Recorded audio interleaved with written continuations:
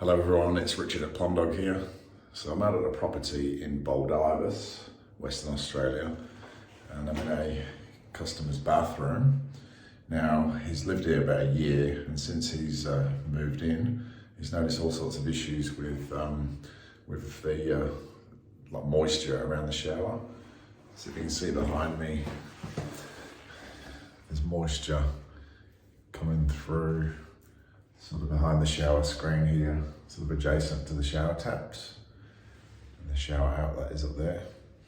So about a year ago, he had the shower re-grouted because it was noticeably poor with the grout. So the grout guys came and sort of ripped that out and revamped it, but he's still got moisture problems. Now, he said he had a plumber out last week who sort of looked at the taps and resurfaced them and just sort of put them back and couldn't really explain too much. So he's got us out for leak detection. So, but yeah, you can see that there's definitely something going on there. Don't forget to hit like and subscribe so you're notified each time we upload a video. All right, so the first thing I want to do is do a test at the water meter, so the water main coming in. And I just want to look at the small needle on here and see if there's any movement. So I'm going to do a 5-minute test and see if that needle moves at all. Alright, so doing a test on the water meter here, I noticed that the needle is moving. It's moving really, really slowly, but it's losing about 1 litre every 4 to 5 minutes. So there is a leak on the main, but because that's an inside and it's we're just showing signs of sort of damp and moisture inside, I'm pretty damn sure there's not a litre every 4 to 5 minutes being lost inside the house, because as you can expect, it'd be a swimming pool in there. So there is a leak on here somewhere, but I don't think that's it. So what I'm going to do is, I can see that the retic connection is just there, the master valve and the master solenoid. I'm just going to isolate them and then just retest just to see if that makes any difference.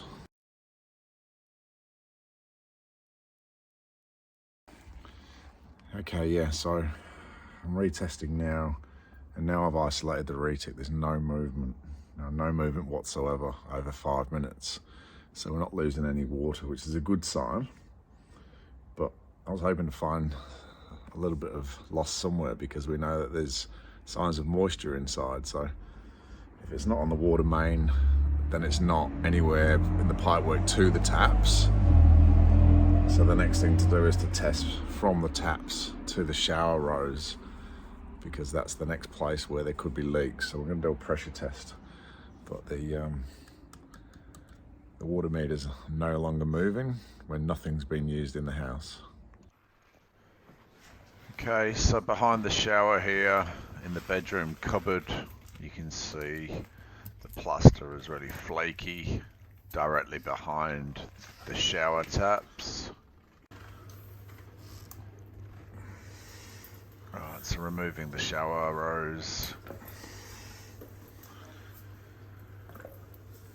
so that we can get to the threaded outlet there in order to test using the pressure gauge. So just tightening on the flexi hose to the pressure gauge there, just making it watertight in order for us to test. So opening up the taps in no particular order, the hot one first in this case. So once they're open, pressurized, close them back up. So now we're performing a test between the shower taps and the outlet. Now carrying out this test over 5 minutes to make sure there's no drop. And in this case, there is no drop, so there is no leak between the taps and the shower outlet. Now just turning off the water main, opening the taps back up and leaving them open, observing the pressure. And now over 5 minutes, we are testing all the way back from the shower rose all the way back to the main stop tap. And again, there is no pressure loss detected, so there is no leak on the main supply pipe all the way back to the meter. And just open up the main again so the water's back on.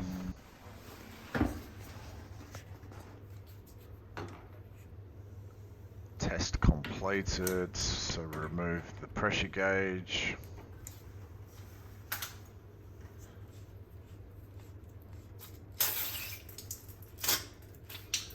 Just releasing the pressure there.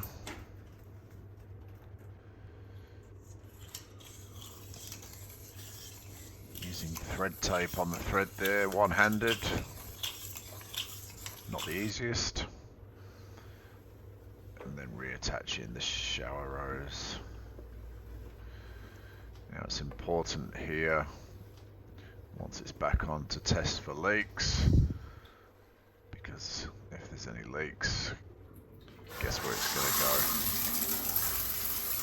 It's going to go behind the tiles and make the situation worse. Okay, so just silicone around the spindles there. This should have been done by the previous plumber, because when the shower is in use, the water can get behind those flanges and behind the tiles. Okay, so spraying with soapy water to get rid of that excess silicone and wipe away. And as you can see, my spray bottle's seen better days. Time for a new one.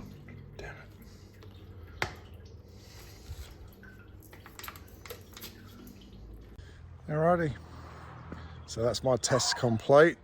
Done the main test on the meter, done a pressure test on the shower breach. I've checked the taps. They were previously serviced like last week. I think that plumber has actually solved the issue. I think the taps were leaking. They are quite old, and I would have recommended replacing them. So he's serviced them, put them all back together. I do think that solved the problem.